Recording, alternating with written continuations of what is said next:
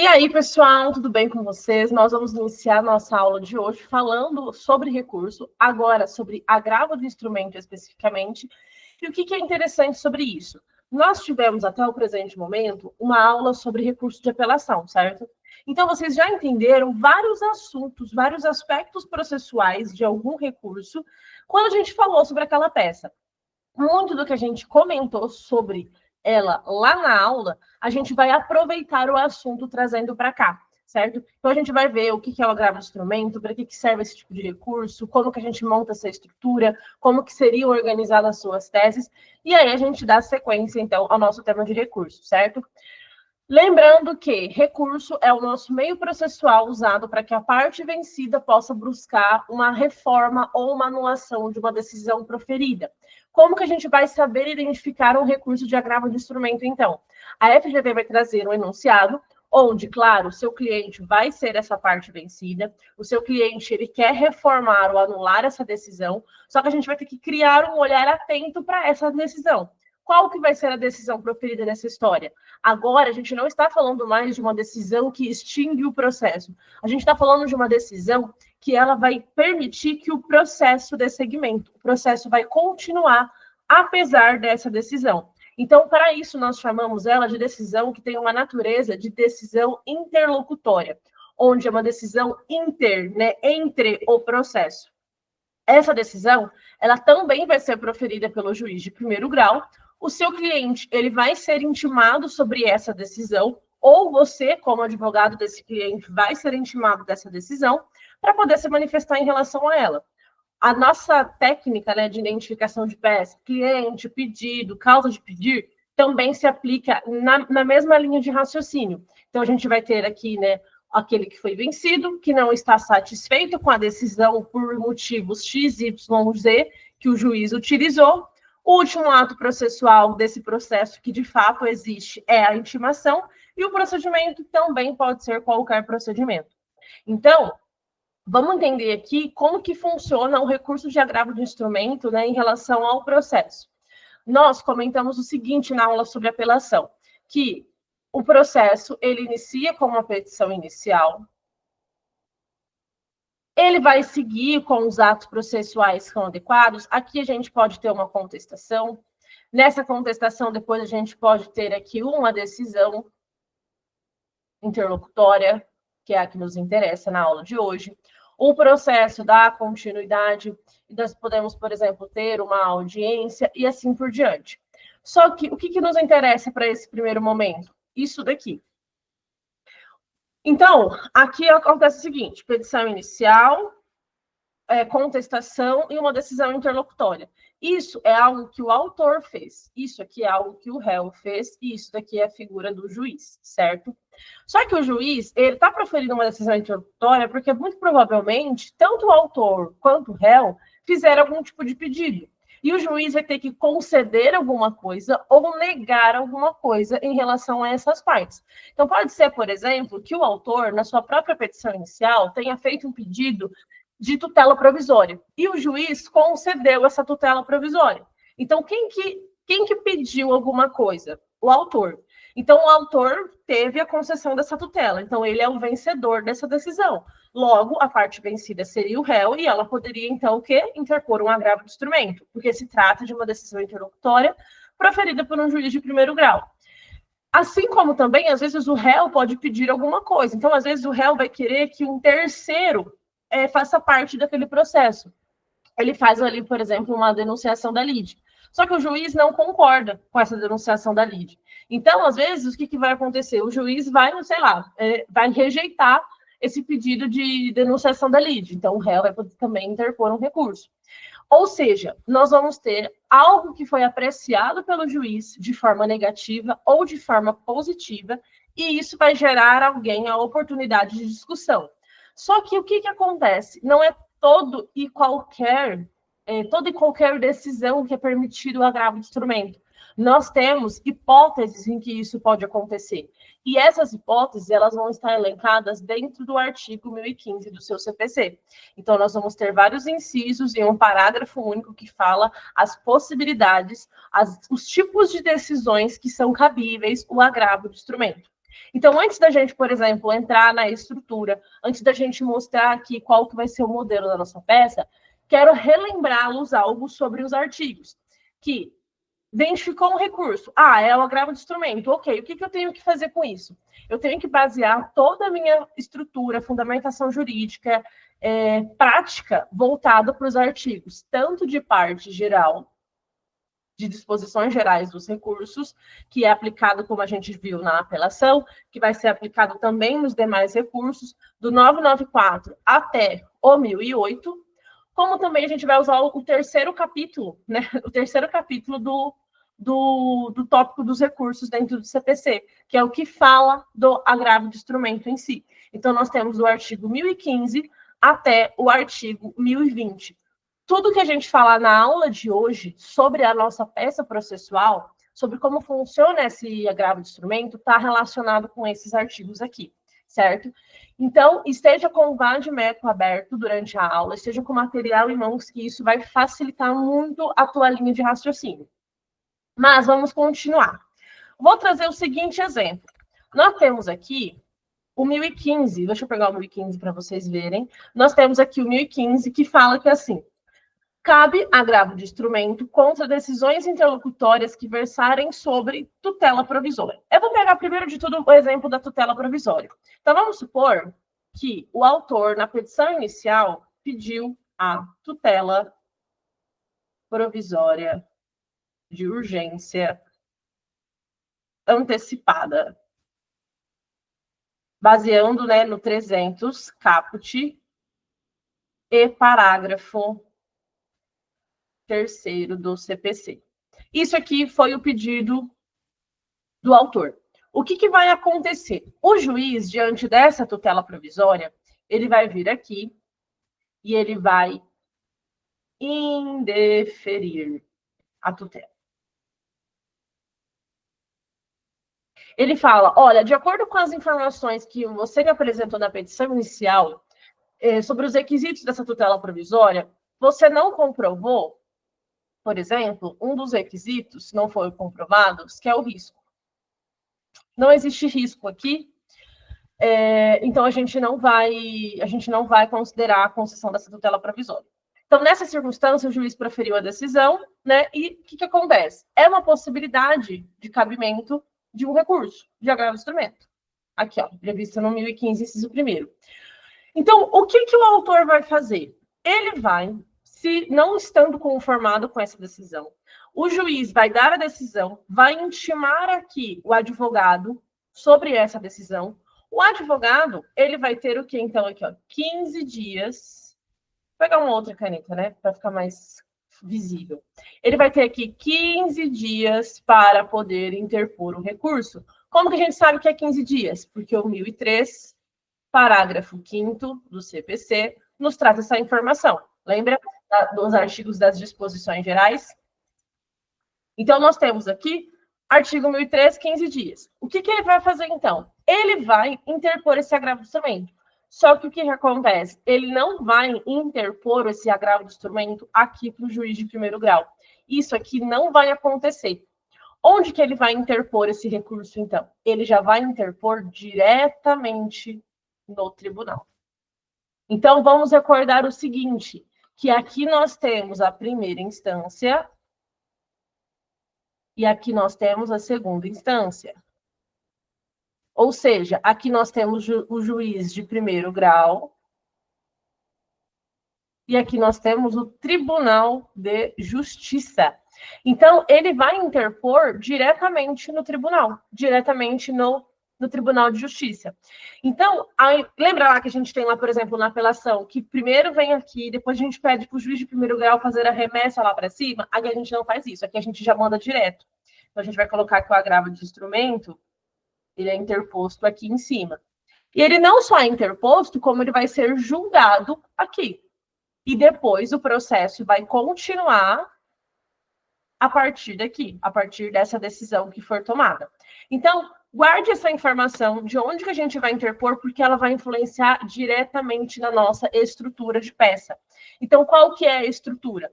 Nós temos aqui, por exemplo, todos os itens que pertencem ao agravo de instrumento. Qual que é a diferença, por exemplo, do recurso de apelação? No recurso de apelação, nós tínhamos a folha de interposição e a folha das razões. Então, lembra que eram 2 quadros que a gente preenchia? Então, de um lado, a gente mandava para um endereçamento e encerrava, e do outro, a gente mandava para o outro endereçamento e também encerrava. Acontece que a gente viu que o agravo de instrumento é feito já diretamente no tribunal. Como que a gente sabe essa informação? Vamos pegar aqui o artigo 1016. Olha o que ele nos diz. O agravo de instrumento será dirigido diretamente ao tribunal competente. Então, esse artigo aqui, ele ajuda você a entender que o endereçamento é um só e que ele é feito diretamente no Tribunal de Justiça. Artigo 1016, se vocês grifarem esse trecho do 1016 CAPT, vai ajudar que se trata de só um endereçamento. Então, aqui nós temos um endereçamento, a indicação do número do processo, o preâmbulo, os fatos, onde vocês vão explicar o que aconteceu nesse processo, os pressupostos de admissibilidade, que envolvem também cabimento, legitimidade, tempestividade, preparo. Aqui nós não temos essa história de preliminar de um recurso. Aqui a gente vai direto para as razões, para o direito, né, para aquilo que a gente vai discutir, que poderia ser chamado também de minuta. Nós temos o tópico do efeito suspensivo ou de uma tutela antecipada. Isso daqui a gente vai ver porque é algo bem diferente, inclusive, do recurso de apelação. Pedidos e requerimentos e encerra.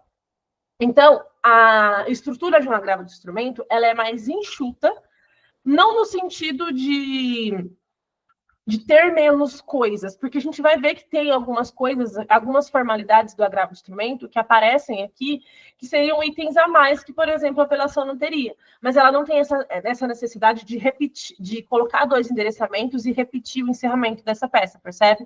Ela vai ser mais... com menos coisas para vocês colocarem ali na prova. Por que nós temos uma aula de apelação e nós temos uma aula específica de agravo de instrumento e eu escolhi esses 2 recursos para discutir? Justamente porque são 2 recursos que têm características muito próprias. Em uma, a gente tem informações que trazem ali a folha de interposição e a folha de razões. E na outra, a gente não tem esse tipo de informação. E por que é importante vocês aprenderem esses 2 recursos? Primeiro, que eles já foram recursos cobrados pela FGV. E o segundo motivo é o seguinte: outros recursos, outras estruturas de peças, como o agravo interno, como o recurso especial, como um recurso ordinário, por exemplo, o embargo de declaração, podem se basear nesses outros 2 como base.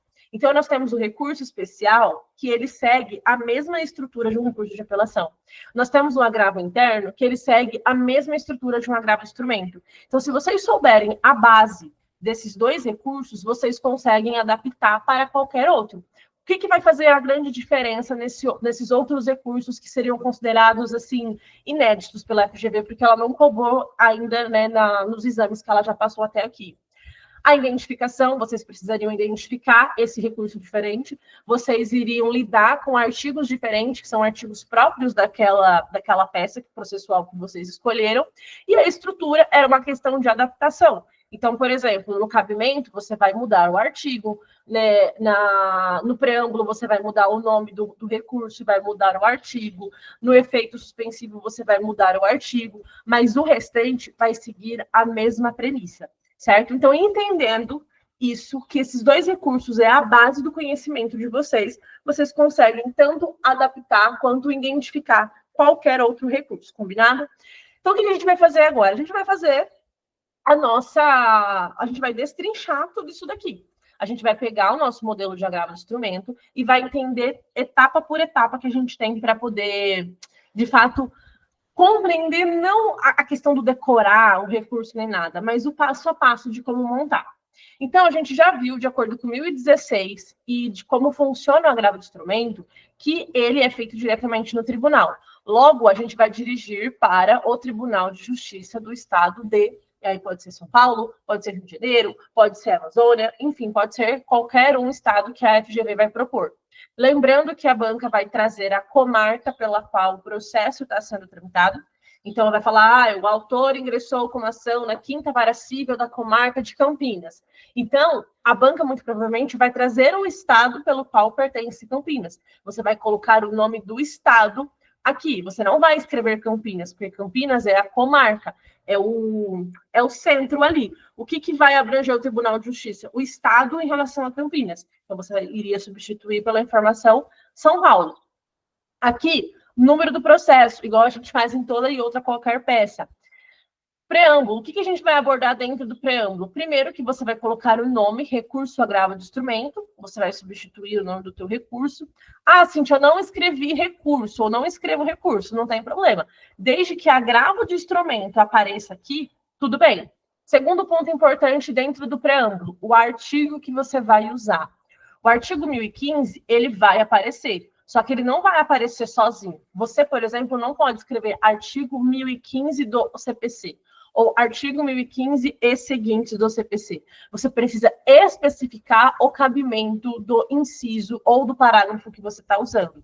Então, no nosso exemplo, eu falei que a autora pediu uma tutela e o juiz negou, indeferiu. O que a gente vai fazer? A gente vai pegar o artigo que corresponde à tutela provisória, que seria o inciso 1º.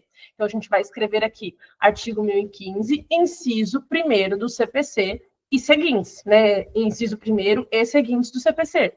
Se fosse com base no parágrafo único, que eu também vou explicar daqui a pouco para vocês, aí vocês iriam usar o parágrafo único. Então, é necessário que essa informação aqui apareça dentro do teu preâmbulo. Fora isso, o que você precisa fazer? A indicação das partes. Então, pensa assim, eu acabei de falar que o agravo de instrumento, ele é interposto diretamente no tribunal, certo? Então, concorda comigo que o tribunal, ele não conhece ainda quem é o autor. O tribunal não conhece quem é réu, quem são as partes que estão envolvidas nesse caso. Isso quer dizer que quem conhecia, na verdade, era o juiz de primeiro grau. Para o tribunal, né, para o desembargador, isso vai ser algo novo para ele. Então, na interposição do agravo de instrumento, o teu preâmbulo, você vai fazer a qualificação completa das partes, porque é o primeiro contato que aquele tribunal vai ter. Ah, Cíntia, mas no processo eletrônico, por exemplo, ele tem acesso aos outros dados. Claro, num processo eletrônico, ele vai saber quem são as partes, quem são os advogados dessas partes. Só que a gente está considerando aqui a FGV. Então, a gente vai seguir o padrão que a FGV cobraria de você numa peça de agravo de instrumento. Então, você vai fazer aqui a qualificação completa. Mesma coisa de uma petição inicial. Nome, estado civil, profissão, né, o documento pessoal, o endereço eletrônico e o endereço residencial. Feito o preâmbulo, nós vamos para os fatos. Nos fatos, aqui uma coisa super importante. Você não vai ficar perdendo o seu tempo de vida fazendo os fatos, querendo contar tudo o que aconteceu, querendo convencer o Tribunal de Justiça, convencer os desembargadores para proferir um acórdão, falando que o autor está certo no seu fundamento. Por quê? Se você, por exemplo, ficar falando assim, vamos supor que estou pedindo uma tutela provisória de urgência antecipada, porque eu quero tirar o meu nome do Serasa. Né? O cliente meu quer tirar o nome do Serasa. E eu estou falando isso porque eu estou discutindo no mérito da minha petição inicial que o banco cadastrou o nome dele de forma indevida, criando um contrato de empréstimo que nunca existiu. E aí eu quero provar para o juiz que esse contrato de empréstimo nunca existiu, que o meu cliente não deve nenhuma quantia para esse banco. O que acontece? Se eu, por exemplo, chego nos fatos, num agravo do instrumento, e fico falando, por exemplo, que o banco está errado, que deve ser julgado, procedente, isso e aquilo, o tribunal vai falar assim, minha filha, o que você está querendo discutir aqui? Porque eu não tenho nada a ver com isso. Por que o tribunal não vai ter nada a ver com isso e não seria interessante você contar esses detalhes para ele? Porque ele vai analisar, por meio do agravo do instrumento, a decisão interlocutória. Então, ele quer saber da tutela provisória. Por que o juiz deferiu? Por que o juiz indeferiu? Será que isso está certo? Será que isso está errado? Então, os seus fundamentos, o teu foco vai ser sobre a decisão interlocutória. Então, o que você pode fazer no teu tópico dos fatos? De forma super breve, umas 10 linhas, 15 linhas, assim, estourando, talvez, dependendo do tamanho da tua letra, você vai falar o que aconteceu no processo. O autor ingressou com uma ação sobre tal coisa, pediu tal, né, pedido, que nem a tutela provisória, o réu fez contestação, o juiz proferiu uma decisão interlocutória, indeferindo a tutela provisória por motivos X, Y, Z. Você explica, né, sobre a decisão de tutela. Por isso que os fatos aqui, eles vão ser bem enxutos, porque você vai focar apenas no que importa para esse tipo de peça, porque o objetivo do agravo de instrumento é, de fato, contrariar a decisão. E não falar que o autor está certo, que o autor está errado, que é procedente ou improcedente. Depois que a gente fala dos fatos, a gente vai para os pressupostos de admissibilidade. Aqui não vou entrar nem tanto de forma profunda com vocês, porque nós já sabemos quais são os artigos e nós já sabemos o intuito de cada um deles. Aquilo que você viu na apelação, você também vai aplicar aqui. Inclusive, é basicamente, gente, o mesmo texto. Então, se você aprende a escrever lá, você aprende a escrever aqui e qualquer outro recurso. O que vai alterar? Claro, o cabimento vai ser alterado, os artigos vão ser alterados. Então, por exemplo, no tópico do cabimento, que é o que mais seria diferente, você vai falar que é cabível agora o agravo de instrumento, porque houve uma decisão interlocutória proferida por um juiz de primeiro grau, e você precisa fazer o que necessariamente? Explicar qual foi a decisão interlocutória. Então, por exemplo, o juiz aqui nessa decisão, ele falou sobre tutela. Então, eu vou falar que o juiz indeferiu a tutela provisória de urgência antecipada. Então, eu expliquei detalhe por detalhe. Vamos supor, vamos pegar aqui outro exemplo. Vamos supor que o juiz, ele atribuiu a desconsideração da personalidade jurídica, por exemplo. Então, a gente vai fazer o quê? A gente vai falar que o juiz de primeiro grau deu uma decisão interlocutória deferindo a desconsideração da personalidade jurídica, ou indeferindo a desconsideração. Lembrando, só para título de curiosidade, talvez alguém não tenha conhecimento, que deferir é a mesma coisa que conceder.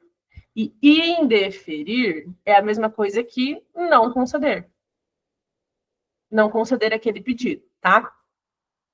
Vamos trazer novamente o artigo 1015, o inciso respectivo dele. Pode ser também o parágrafo único. E o artigo 994, o inciso 2, que é aquele artigo que eu falei do cabimento, lembra? Vamos pegar aqui o artigo do cabimento. Aqui fala, são cabíveis os seguintes recursos: apelação, agravo de instrumento. Então, para a nossa peça, esse aqui vai ser interessante de a gente utilizar. Depois, legitimidade. Vamos falar aqui da legitimidade de que a parte foi vencida na decisão, artigo 996. Tempestividade, a mesma história. 15 dias, a partir da intimação do advogado, artigo 1003, caput, parágrafo 5º do CPC. E se tiver datas, vamos utilizar as datas para fazer a contagem de prazo seguindo a orientação daquela tabela. O que mais que a gente viu aqui que também tem de pressuposto? Preparo. Então, a gente tem que comprovar o comprovante, né, trazer, né, o comprovante de recolhimento do preparo e as custas. E se for processo físico, porte de remessa de retorno. Lembrando que porte de remessa é para ir e porte de retorno, né, é para voltar. Então, se a banca mencionar o processo físico, você vai precisar utilizar essa informação prevista lá no 1007. Depois que a gente faz os pressupostos de admissibilidade, quem vai julgar se os pressupostos estão certos ou não também é o próprio tribunal. Então, se isso tudo estiver ok, o teu recurso vai ser admitido, vai ser conhecido. E aí, ele vai passar a analisar o outro tópico, que é o tópico das razões. As razões, né, ou o direito em si aqui, é para reforma ou anulação. Lembrando que reforma é aquilo que a gente quer discutir em relação ao direito material, e anulação é quando o juiz faz algo de errado em relação ao processo, é o ato, né, que ele cometeu que estava equivocado. Como que a gente organiza as teses de do direito dos recursos, do agravo de instrumento? Como a gente vai montar isso daqui? A gente vai dividir assim, ó. No primeiro parágrafo, você já vai mencionar qual foi a decisão interlocutória. Então, você vai dizer, o juiz proferiu a decisão interlocutória de indeferimento de tutela provisória de urgência, sob fundamento de que esse fundamento de que, essa informação aqui, ela vai estar prevista, como sempre, no enunciado.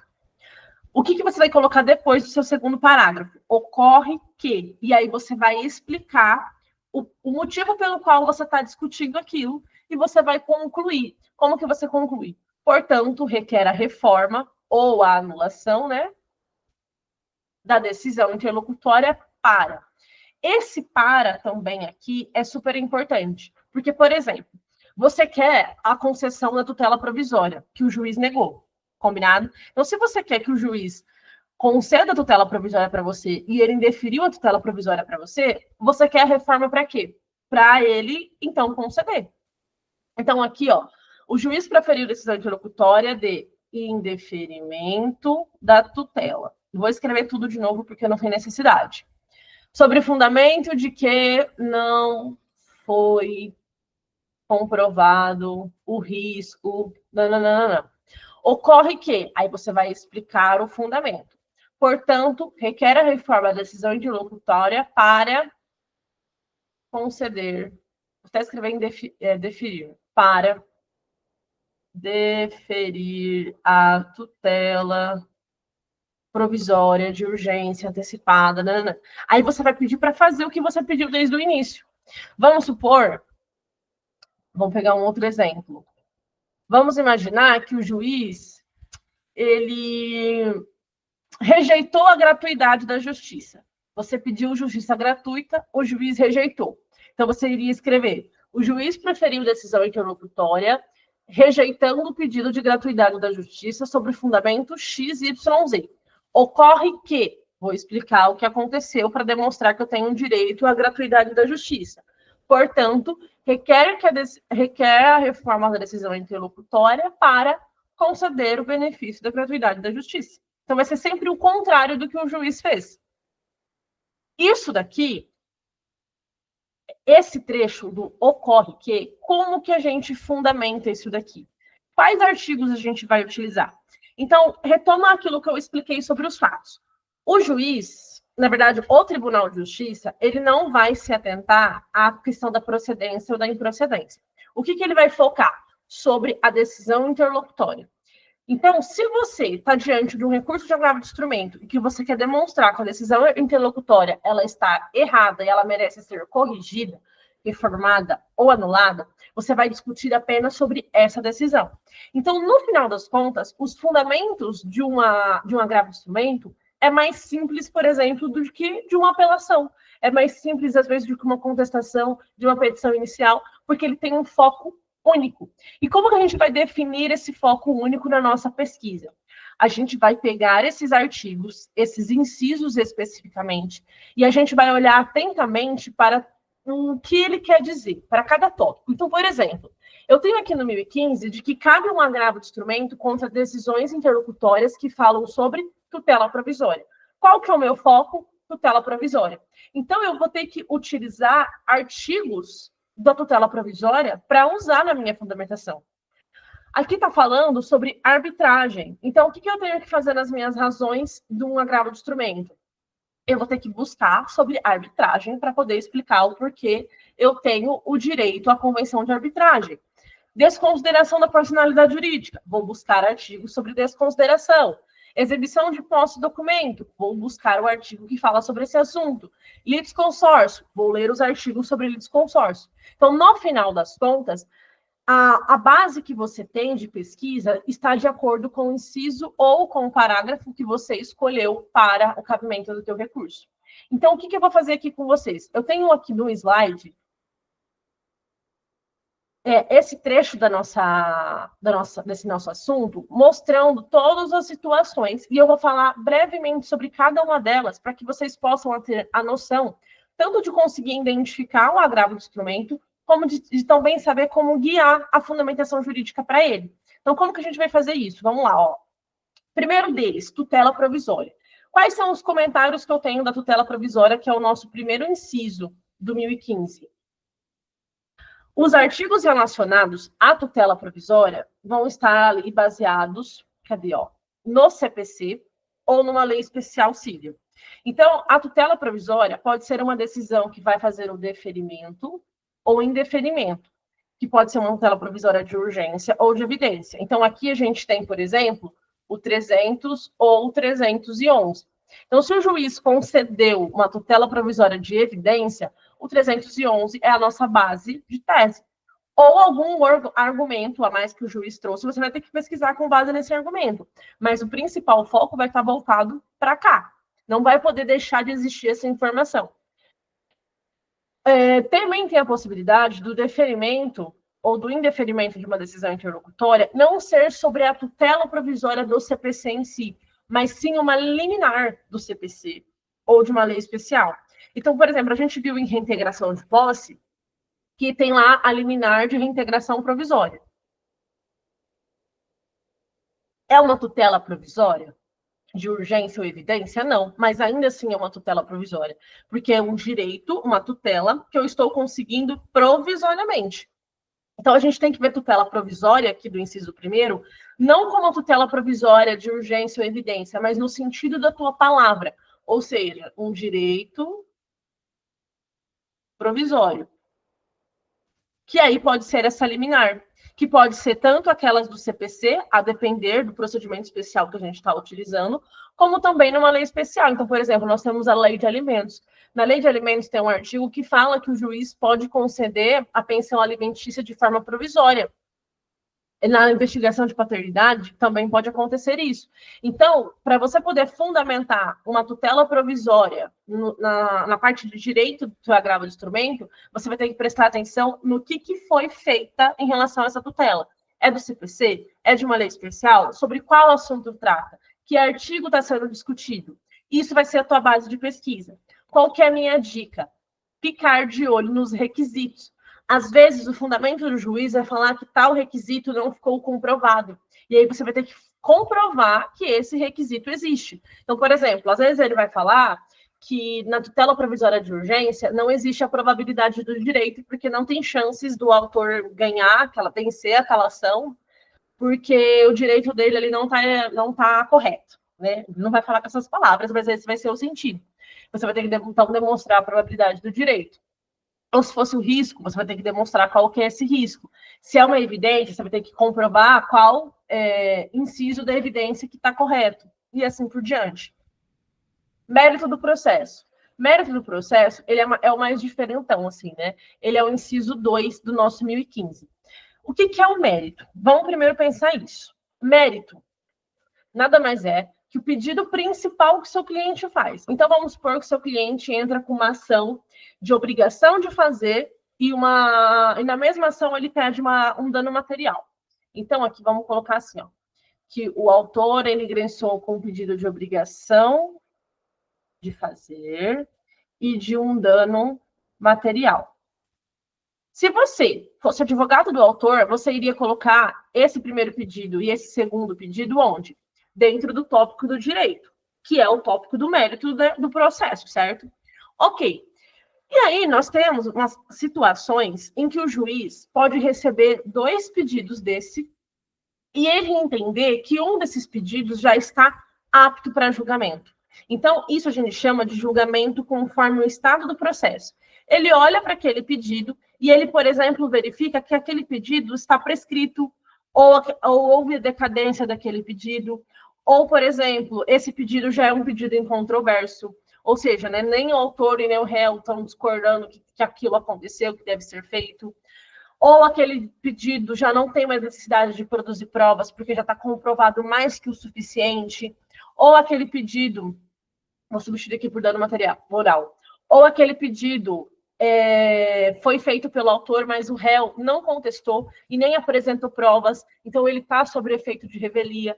Então, por algum motivo, um desses pedidos já pode ser apreciado pelo magistrado. Qual que é a grande diferença? O mérito aqui, que é um dos pedidos da petição ou da contestação que ali está, ele não vai ser julgado e vai ser extinto o processo, porque a decisão interlocutória não extingue, o processo continua. Então, vamos imaginar o seguinte, vamos imaginar aqui que o juiz olhou para a obrigação de fazer e ele falou, olha, isso daqui está apto para julgamento. Por quê? Porque, vamos pegar um exemplo, porque o pedido é incontroverso. As duas partes concordam, tanto o autor quanto o réu na contestação concorda que precisa, sei lá, refazer o telhado de novo. Então, o que acontece? O juiz vai julgar isso aqui procedente. Só que esse procedente não seria uma sentença, via de regra? Seria. Só que o processo não vai continuar em relação ao dano moral? Isso significa que nós temos aqui um pedido de mérito que foi julgado por meio de uma sentença, mas que tem natureza de decisão interlocutória. Então, mesmo que a banca às vezes fala assim, o juiz proferiu sentença em relação ao pedido de obrigação de fazer, obrigando o réu a refazer o telhado, a prestação de serviço, e continuou o processo para avaliar os danos morais, mesmo que ele fale a palavra sentença, você vai ter que identificar se ela extinguiu ou não o processo. Se ela não extinguiu o processo, é uma decisão interlocutória e cabe agravo de instrumento, que vai ser baseado nesse inciso 2 do 1015. Quais são as hipóteses, então, que isso pode acontecer? Pode acontecer quando houver um julgamento conforme o estado do processo, como eu já mencionei aqui, que é quando o juiz ele reconhece uma prescrição, uma decadência de um dos pedidos, ou quando o juiz decide antecipar o julgamento parcial, ou seja, ele olha para esse pedido e fala, isso daqui dá para resolver agora e eu só vou seguir com um problema para ser analisado. Nessa circunstância, ele vai julgar, e esses são os artigos aqui que você até poderia se basear, né, no tópico do cabimento, por exemplo, para identificar. Só que como que fica o fundamento disso daqui? Aí é que tá. Esse daqui daria um pouco mais de trabalho para você fazer as razões, para você fazer o tópico da tese. Por que daria um pouco mais de trabalho? Porque esse artigo do mérito, por exemplo, se ele julgou a obrigação de fazer, ele concedeu para o autor. Quem está insatisfeito? Quem que foi vencido? O réu. O réu foi vencido, então ele vai interpor o agravo de instrumento. Então você vai ter que demonstrar para o seu cliente que essa obrigação de fazer não deve ser feita. Aí vai depender do conteúdo de direito material que está envolvido nesse caso. É uma relação obrigacional que envolve contrato, que não envolve contrato, que envolve uma responsabilidade civil, é uma lei especial. E aí as técnicas que a gente utiliza para a petição inicial, por exemplo, você vai aplicar aqui dentro, para poder identificar essa tese. Então, o tópico do mérito fala sobre esse assunto. Arbitragem. Arbitragem, gente, o que vai estar baseado é a lei de arbitragem. Então, o que vai acontecer? Na lei de arbitragem, as pessoas, por meio de uma relação contratual, elas podem escolher dirimir os conflitos delas, os litígios que existirem em relação àquele pacto que elas fizeram, por meio de uma arbitragem. Escolher alguém para isso. E isso é baseado nessa lei aqui, 9.307. O que acontece? O seu cliente, ele vai ter uma relação contratual com a parte contrária, e ele vai falar essa informação para o juiz. Então, o que vai acontecer? Estamos lá, o João e a Maria têm uma relação contratual. Aí, existe um litígio entre os dois. O que o João faz? O João vai ser o seu cliente. A Maria, ela vai entrar com uma ação. Só que, poxa, foi combinado entre os dois que seriam resolvidos todos os problemas deles por meio de uma arbitragem que eles já tinham escolhido. E o que a Maria fez? Entrou com uma ação. Isso não está certo.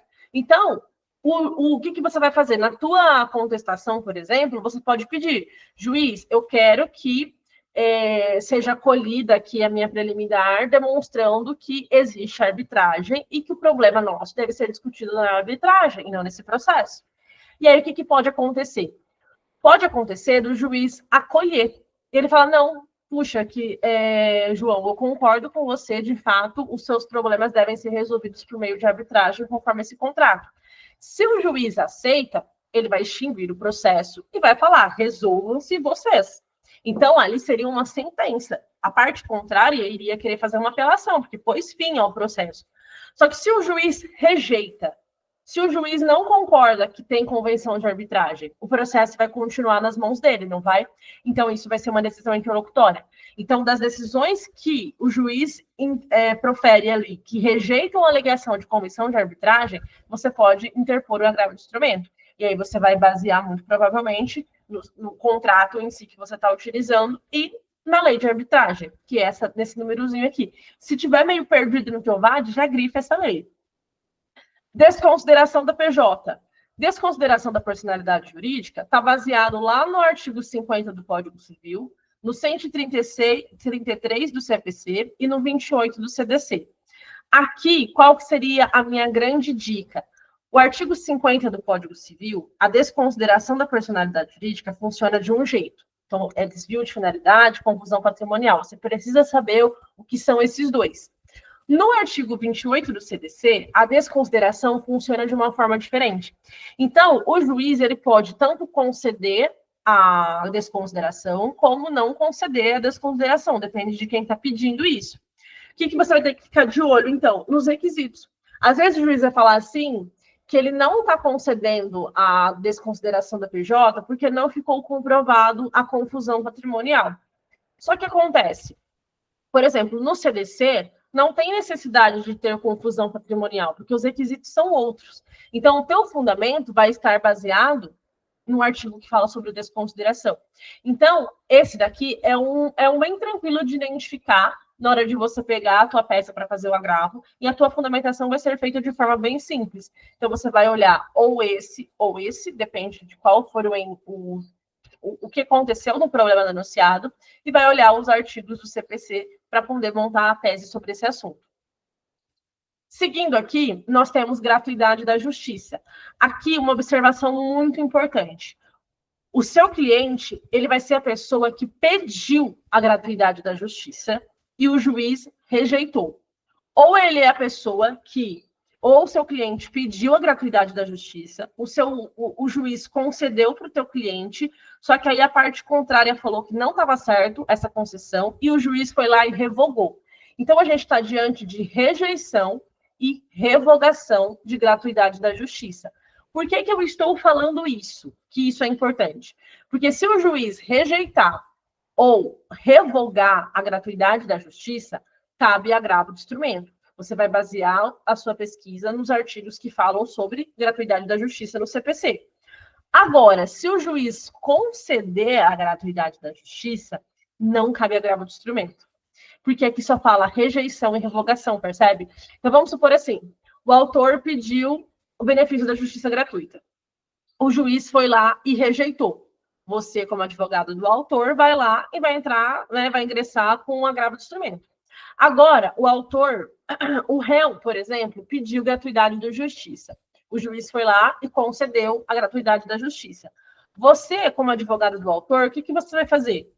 Você não vai entrar com agravo de instrumento, porque não cabe. Você pode pedir um pedido de acolhimento de revogação e o juiz pode negar, por exemplo. Mas o que você vai fazer? Você vai esperar a tua oportunidade de discutir isso na apelação, que é o que a gente viu sobre preliminar de apelação. Então, a preliminar de apelação, essa é uma das hipóteses que você poderia utilizar. Quando existe a concessão da gratuidade da justiça, você não teve oportunidade de discutir aquilo e agora você quer discutir. Dica: fica de olho nos requisitos para poder ter a concessão de uma gratuidade da justiça. Às vezes o juiz vai rejeitar ou vai revogar, porque ele vai falar que um dos requisitos não foi comprovado. Então, o teu foco vai ser falar sobre esse assunto. Então, aqui depois nós temos qual outro assunto, né? Qual outro cabimento? Exibição de posse, exibição ou posse de documento ou coisa. Artigo relacionado está lá no CPC, 396 a 404 do CPC. O juiz, ele pode ordenar ou não que a parte exiba determinado documento que se encontre em seu poder. Aqui não é produção de prova documental, tá? Aqui está falando de alguém que já tem o documento e que está negando apresentar esse documento. Então, eu tenho, sei lá, uma nota fiscal comigo e eu não quero apresentar essa nota fiscal. Eu tenho um contrato comigo e eu não estou permitindo que esse contrato seja juntado ao processo.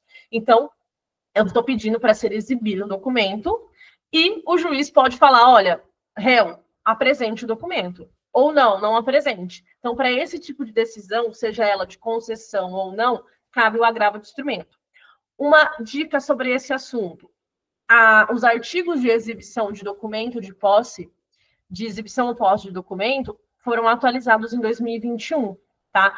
Então, talvez isso esteja no radar da FGV, porque nós temos aí algum tempinho já, né, de tema recente. Então, qual que é a dica? Atentar-se aos requisitos do 397, que foi, inclusive, o que foi atualizado. Então, você não pede para exibir qualquer documento, você não pede de qualquer maneira, você tem coisas para cumprir. Se for cumprido aquilo, e o juiz ainda negar, você vai falar, juiz, eu cumpri o tópico A, B, C e D da lei, então eu quero que ele exiba o documento. Então, o foco também pode ser os requisitos para a tua fundamentação. Qual o outro ponto? Aqui, litisconsórcio. Nós temos dois assuntos que falam de litisconsórcio. Um que vai falar sobre a exclusão do litisconsorte e outro que vai falar sobre limitação do litisconsórcio. Então, vamos supor o seguinte, que nós temos duas ou mais pessoas em um dos polos da ação. Então, vamos imaginar que a gente tem um autor e dois réus. Então, o autor, ele entra contra o fornecedor de um produto e ele entra também contra o fabricante daquele produto. Então, eu vou entrar com uma ação contra a concessionária que me vendeu o carro e também contra a fabricante, sei lá, a Honda, que fabricou aquele carro. Essa ação, ela tem um litisconsórcio passivo, porque nós temos dois réus aí nesse polo. E o que acontece? Pode ser que no decorrer desse processo, o juiz exclua um dos litisconsórcios. Então, pode ser que ele fale assim, olha, a fabricante falou aqui, o fornecedor, vou falar a concessionária. A concessionária me disse aqui que ela não tem nada a ver com essa história, que quem fez o carro todo bichado é a fabricante. Então, é ela que se vire sozinha com isso daí. O que acontece? Nós temos, então, alguém que está falando que a responsabilidade é de outra pessoa. E o juiz pode concordar. Ele fala, olha, concessionária, seja excluída desse processo e fica só, então, a fabricante desse carro. Se ele fizer isso, ele está excluindo um dos polos. Então, ele está excluindo um litisconsorte. Nesse caso, a parte que não vai gostar nada dessa história, que inclusive pode ser as duas, né? Pode ser tanto a fabricante como o teu cliente, às vezes, que vai ser o autor, eles podem interpor um agravo de instrumento. E aí você não só vai basear no artigo relacionado ao litisconsórcio, ele também vai ser utilizado, mas você vai ver qual foi o argumento que o juiz utilizou para isso. Então, às vezes, ele falou que não se trata de responsabilidade solidária, foi o exemplo que eu trouxe aqui, então você vai ter que trazer, sei lá, o artigo do CDC que fala sobre responsabilidade solidária, certo? Então, artigo de base sobre o tema do teu agravo de instrumento, mas os fundamentos que o juiz utilizou, você vai rebater esses fundamentos. A mesma coisa para a rejeição do pedido de limitação do litisconsórcio. Nós vamos ter o mesmo artigo relacionado aqui, lá do CPC, que fala sobre litisconsórcio, só que aqui nós temos muitas pessoas num polo. Então, sei lá, tem uma ação que envolve umas 20 pessoas, porque houve um acidente, e aí essas 20 pessoas estão entrando contra a fabricante de um ônibus, por exemplo, e aí a fabricante do ônibus pede para limitar o número de litisconsórcios para facilitar o processo, para não ter que ficar um monte de gente participando, esperar um monte de prazo processual, um monte de advogado falando, enfim, vai só dificultar as coisas. Então, nesse caso, o juiz ele pode rejeitar esse pedido de limitação, e aí caberia também a possibilidade de um agravo de instrumento. Esse daqui eu já acho menos provável da banca cobrar, porque ele não teria tanto fundamento, mas esse daqui seria super interessante. Lembrando que menos provável não significa que é impossível, tá? Admissão ou inadmissão de intervenção de terceiros. Aqui a gente está em que inciso? Que eu já até me perdi. Aqui a gente está no inciso... o inciso 9 aqui, ó. No inciso sobre intervenção de terceiros, o juiz ele pode admitir ou inadmitir uma assistência, uma denunciação da lide, um chamamento ao processo. Então, ele pode analisar qualquer uma dessas coisas aqui sobre intervenção de terceiros, negando ou não. Se acontecer uma dessas possibilidades, a gente vai ter a oportunidade de fazer uma interposição de agravo de instrumento. Então, um exemplo. O réu ingressou com uma ação e ele entrou com um pedido de denunciação da lide para trazer alguém que ele considera como direito de regresso. Então, eu vou colocar aqui a seguradora na história. O juiz vai falar, olha, seguradora não tem nada a ver com isso, vou inadmitir a tua denunciação da lide, não vou citar a seguradora nessa história. Então, você não vai estar contente com essa história, certo? Nesse caso, o teu cliente, como réu, ele vai poder interpor um agravo de instrumento, já que a possibilidade dele poder fazer esse tipo de recurso. O que não vai ter possibilidade com base nesse inciso 9? O incidente de desconsideração da personalidade jurídica, porque a gente já tem um inciso que fala sobre ele. Então, a desconsideração da PJ, ela é uma intervenção de terceiros, só que ela já tem um inciso único dela. Então, ao invés de você utilizar esse inciso, você vai utilizar um inciso específico da desconsideração. Qual outra possibilidade nós temos, então, de agravo de instrumento? Quando houver uma decisão interlocutória que concedeu, modificou ou revogou o efeito suspensivo ao embargo de execução. Esse vai ser tranquilo de identificar. Você vai ter que fazer o quê? Meu processo é de execução, tem um embargo de execução, então seu cliente, provavelmente, nesse caso, pode ser o réu, vamos supor, né, o executado, e ele vai ter revogado, por exemplo, a concessão do efeito suspensivo, que é impedir, por exemplo, a penhora. E aí, nesse caso, também cabe agravo de instrumento. Redistribuição do ônus da prova.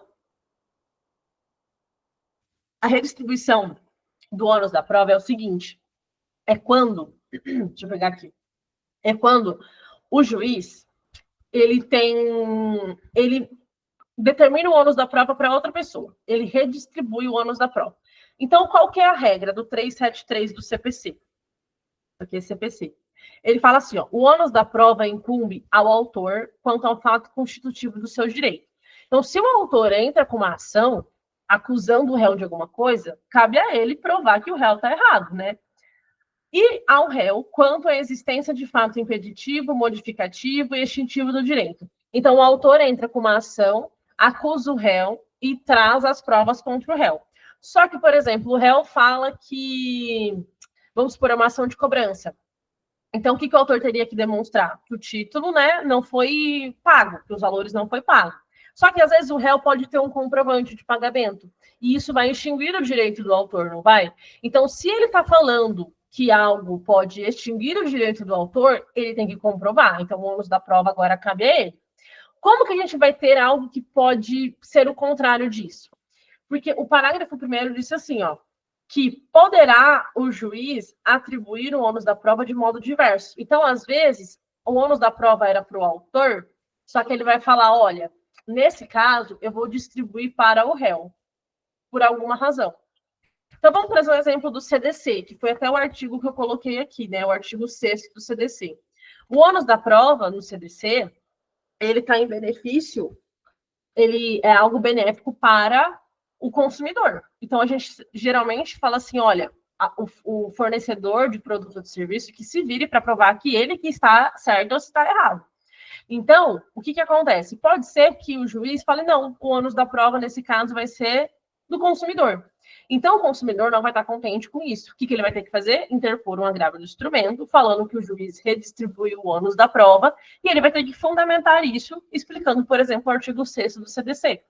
Pode ser, por exemplo, que o réu apresente um fato extintivo de direito do autor, falando lá que pagou e tem comprovante, mas não apresente o comprovante.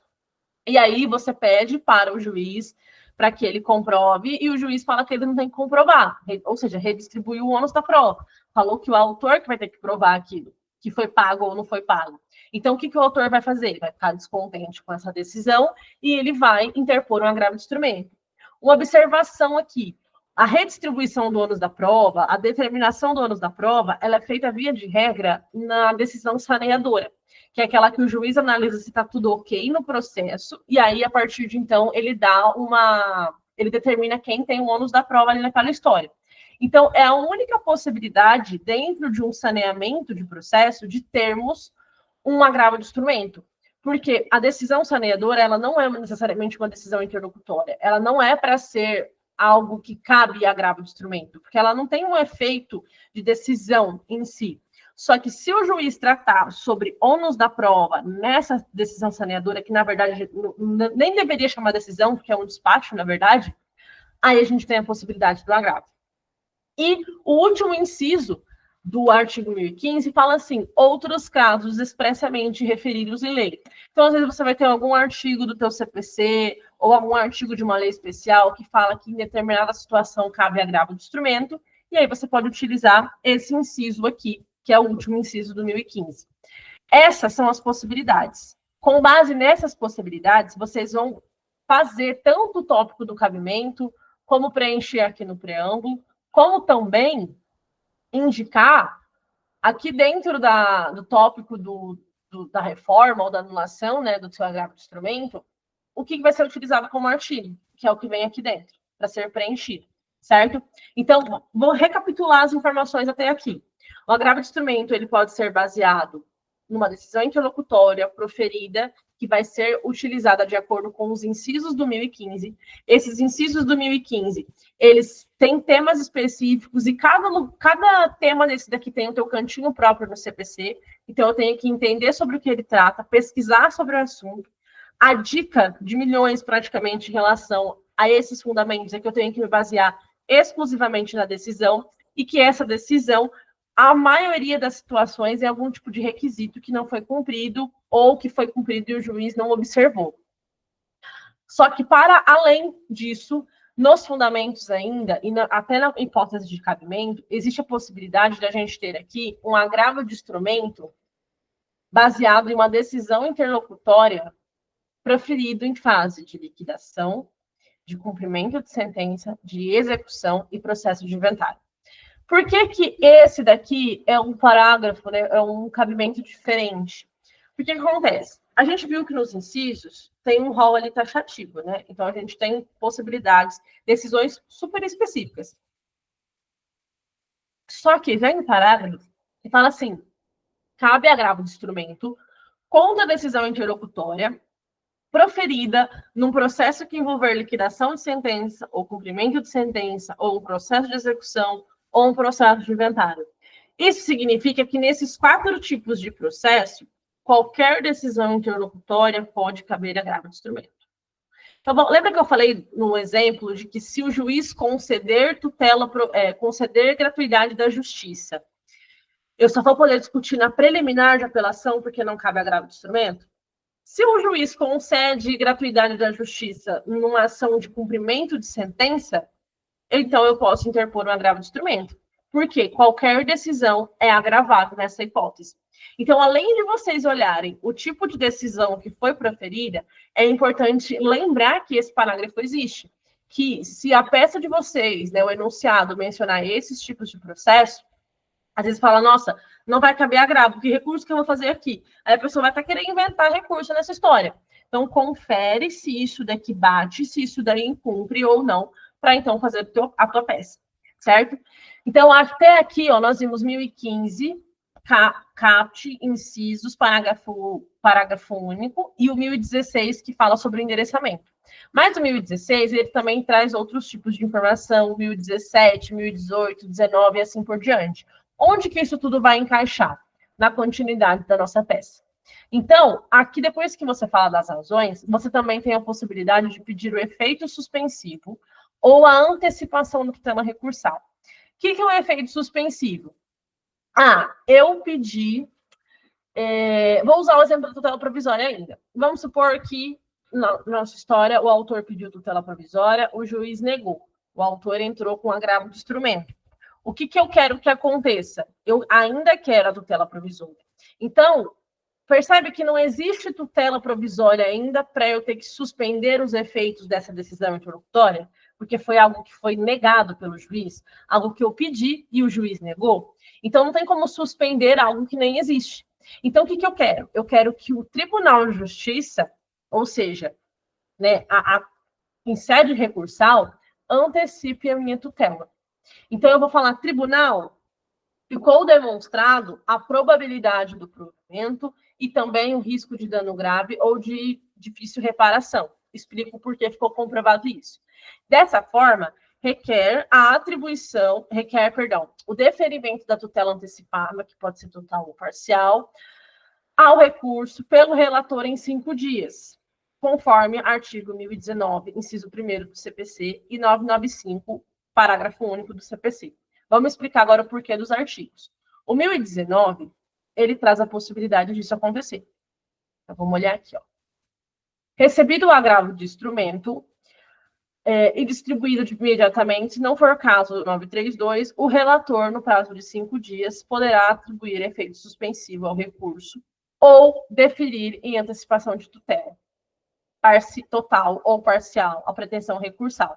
Então, o tribunal, o relator no tribunal, ele pode pegar o teu agravo de instrumento e ele pode falar, olha, já que você comprovou para mim que está tudo certo, eu vou conceder a tua tutela. Então, aqui ele vai antecipar a tutela recursal. Aquilo que você pediu, você já vai pedir para ele resolver agora. Então, Vamos supor que também, deixa eu pegar um outro exemplo.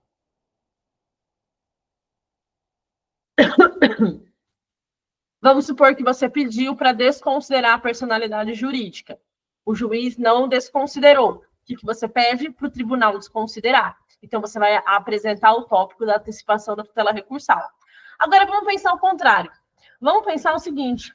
Vamos pensar assim que o autor pediu a tutela provisória. O juiz, ele concedeu. Agora, ele deu a tutela provisória para o autor. Quem ficou descontente? Quem foi a parte vencida nessa história? O réu. Então, o réu vai interpor um agravo de instrumento. Só que, percebe que agora a tutela provisória existe porque o juiz deferiu? Então, se o juiz deu alguma coisa, quer dizer que isso vai produzir efeitos. Então, vamos supor que a tutela provisória está condenando a parte a retirar o nome imediatamente, e ele não quer fazer isso. Ou está condenando a parte a pagar prestações sucessivas ali, né, um dinheiro, em 30 dias, e ele não concorda com isso. Então, se o juiz concedeu alguma coisa e o teu cliente não quer que isso aconteça, quer suspender o que foi dito nessa decisão, a gente, ao invés de pedir agora para ter a tutela recursal, a gente vai pedir para suspender essa decisão interlocutória. Então, a gente vai usar a mesma base. A gente vai pedir, a gente vai comprovar a probabilidade, a gente vai comprovar o risco de dano grave ou de difícil reparação, e a gente vai pedir a mesma coisa, só que agora a gente vai pedir o efeito suspensivo. E vai usar exatamente os mesmos artigos. O artigo 1019 fala da possibilidade disso acontecer, e o 995, caput e parágrafo único, ele cita quais são os requisitos que a gente precisa comprovar para poder ter isso daqui concedido pelo Tribunal de Justiça. Então, esses pontos aqui é algo que difere um pouco da apelação, porque na apelação é só efeito suspensivo que a gente pede. Não existe essa outra possibilidade. Só que, no final das contas, é exatamente o mesmo fundamento, só vai mudar a forma como você vai pedir isso daqui, tá? Então, esses dois artigos aqui importantes e precisam ser grifados no teu VAT, tá? 1019 e 995 já está até grifado. E, por fim, nós temos as formalidades do agravo de instrumento. Lembra que na apelação tinha as formalidades lá também, de pedir a remessa, de pedir a intimação? Aqui a gente também tem algumas formalidades próprias do agravo de instrumento, que são duas. São as coisas mais diferentes que tem, que é o 1016, inciso 4, e o 1017, inciso 1º, e parágrafo 5º. Cadê o parágrafo 5º? Parágrafo 5º. Vamos entender por quê. No agravo de instrumento, existe a necessidade da gente indicar quem são os advogados constituídos no presente processo. Quem é o advogado do autor? Quem é o advogado do réu? Então, você vai precisar indicar. Por que é feito isso? Porque, às vezes, o tribunal está recebendo aquilo, vamos supor, de forma física, e ele não tem acesso às partes, né, aos advogados das partes, porque ele está recebendo o negócio pela primeira vez. Então, como que ele vai intimar o advogado, sendo que ele não sabe ainda quem que é o advogado? Então, aqui é necessário você mencionar. Como que você faz isso?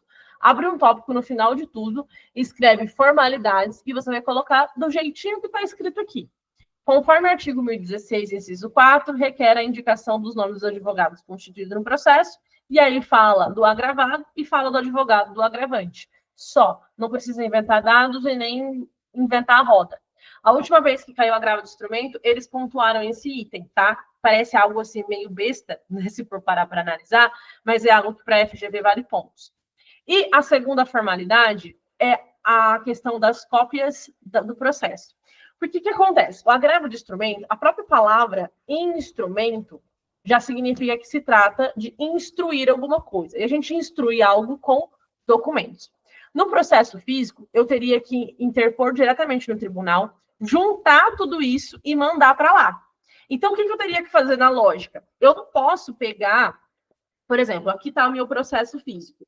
Eu não posso pegar o meu processo físico aqui, tirar do juiz de primeiro grau, mandar para o tribunal, porque o processo aqui embaixo continua na primeira instância.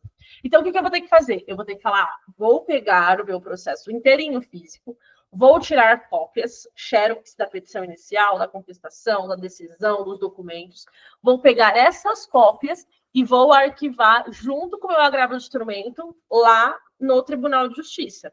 Então, ele vai ter acesso às minhas cópias. Isso no processo físico é obrigatório. Porque como que ele vai saber se ele vai conceder ou não reformar ou não o teu agravo de instrumento, por meio do teu agravo de instrumento, se ele não tem acesso a nada desse processo? Então, você vai abrir um tópico e você vai falar que, por tramitar em processo físico, e a banca vai ter que falar processo físico, foi juntado as cópias da petição inicial, da contestação, enfim, tudo aquilo que está lá no 1017, inciso 1º do CPC, que é esse artigo aqui. Obrigatoriamente, né, a petição será instruída com, obrigatoriamente, cópias dos documentos, e aqui estão os documentos. Quando que isso não acontece? Quando o processo é eletrônico. Porque faz sentido eu tirar xerox de um monte de documento que ele vai ter acesso nos autos por meio eletrônico, no computador? Não tem a menor lógica. Então, o que a gente vai pedir se for eletrônico e a banca mencionar que é processo eletrônico? Considerando que o processo tramita em meio eletrônico, requer informar a dispensa da juntada desses documentos. Quem que fala isso para a gente? O 1017, parágrafo 5º. Sendo eletrônico, os autos do processo dispensam as peças referidas no inciso 1 e 2 do CAPT. Né? E aí vai facultar, né, vai caber a pessoa querer juntar um documento importante para ele. Então, eu estou pedindo uma tutela provisória de pensão alimentícia, uma liminar de pensão alimentícia, eu tenho que juntar ali, por exemplo, a certidão de nascimento, às vezes uma prova de DNA, né, se eu estou falando que pedindo a paternidade, né, reconhecimento da paternidade, então são outros documentos, e aí você pode mencionar eles. Dica: se tiver espaço na tua prova, abre um tópico e fala deles aqui separadamente, bonitinho. Se não tiver espaço, deixa para falar só lá nos pedidos.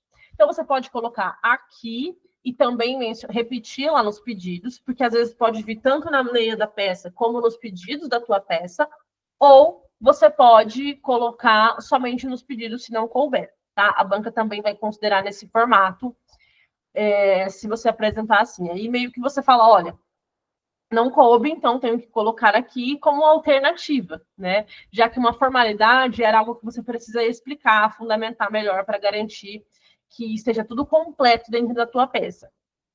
Por fim, pedidos e requerimentos. Eu vou pedir para o recurso ser admitido, igual lá na apelação, igual em todos os outros recursos, porque tem pressuposto de admissibilidade.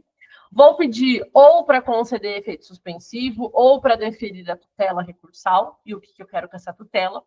Vou pedir o provimento para reformar ou anular a decisão interlocutória, e aí eu vou explicar o que eu quero com a decisão. Eu quero reformar a decisão interlocutória para conceder a tutela provisória, indeferir a tutela provisória, acolher a limitação de litisconsórcio. Enfim, vai depender daquilo que é a tua pretensão. Ônus de sucumbência, como sempre. Esses outros requerimentos que eu acabei de falar, sobre nome de advogado e sobre processo físico, e outros pedidos conforme o caso, e encerramos a peça, que não tem valor da causa, não tem nada dessas coisas, certo? Então, agravo de instrumento, ele é aquela peça que, se você entendeu como funciona a apelação, se você entende como funciona a dinâmica dos recursos, e se você entende a estrutura, né, e consegue visualizar essa estrutura nesses artigos aqui, você consegue ter uma facilidade para montar ela e para montar as outras peças, certo? Então, novamente, o material vocês ficam com acesso disponível a eles. Qualquer dúvida, vocês podem entrar em contato aqui, né, para poder discutir sobre isso. E a gente se vê na nossa próxima aula.